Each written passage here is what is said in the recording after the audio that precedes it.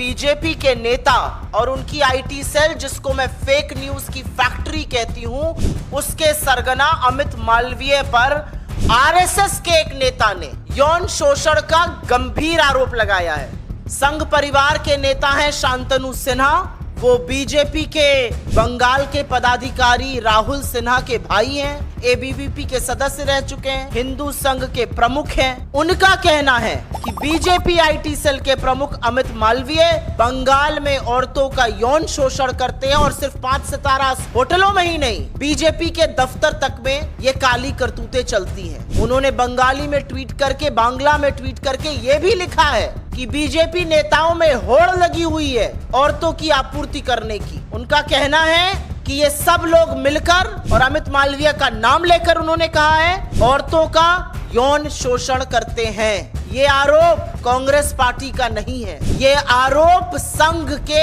एक व्यक्ति का है जो बीजेपी से जुड़ा हुआ है। मैं जानना चाहती हूँ, बीजेपी की आईटी सेल है या दरिंदों का जमावड़ा है? आपको याद होगा उत्तर प्रदेश के आईआईटी बीएचयू का वो गैंग रेप कांड, जिसमें सक्षम पटेल, कुणाल पांडे, आनंद चौहान जैसे लोगों का नाम आया था। ये सब शीर्ष नेतृत्व ही नहीं, प्रधानमंत्री मोदी के बड़े करीबी लोग, लेकिन ये बीजेपी की आईटी सेल के संयोजक, सह संयोजक और उसके सदस्य थे। तो दरिंदों का जमावड़ा है क्या बीजेपी की आईटी सेल? आज सवाल इस बात का है कि बीजेपी की आईटी सेल में कैसे लोग हैं भाई? एक ध्रुव सक्सेना था, आईएसआई की मुखबिरी करते हुए पकड़ा गया था, हिंदुस्तान में मुखबिरी करता था आईएसआई के लिए। ये किन दरिंदों से, किन लोगों से भरा हुआ है बीजेपी की फेक न्यूज फैक्ट्री, बीजेपी की आईटी सेल? और बीजेपी में कितने महिला विरोधी लोग हैं भाई?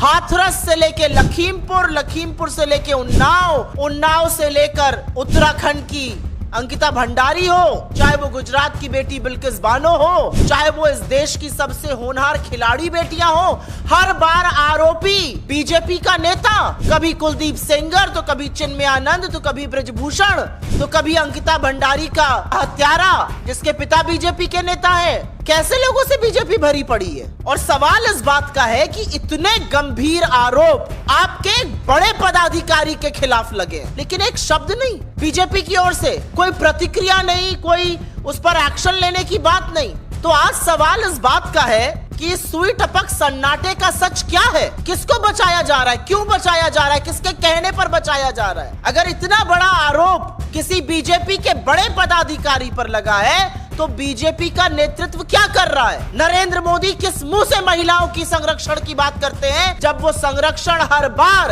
आरोपी को देते हैं?